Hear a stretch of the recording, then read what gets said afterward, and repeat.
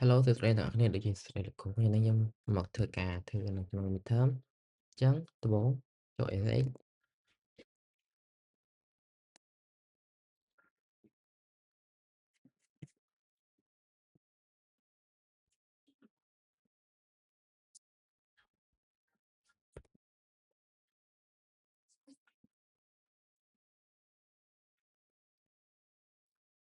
បន្តទៀត user យើងណាគេ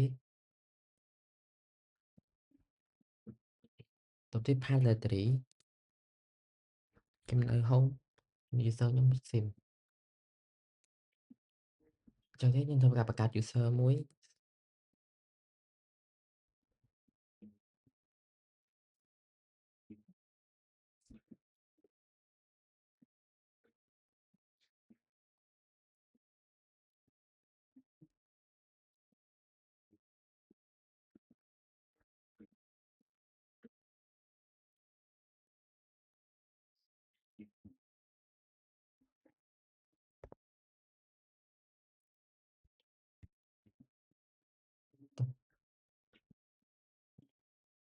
បន្តទៀត switch ទៅកាន់ user ហ្នឹង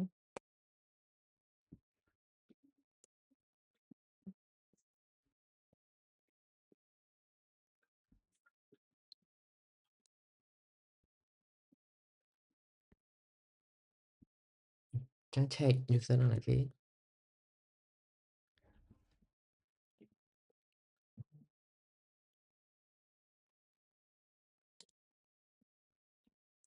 អញ្ចឹងចូល path directory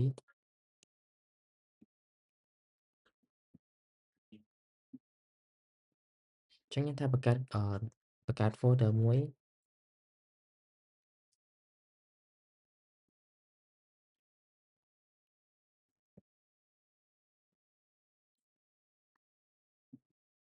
អញ្ចឹងចប់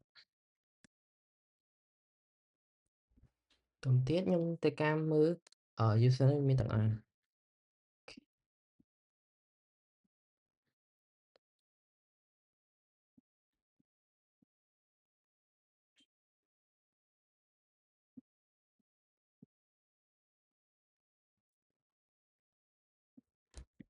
user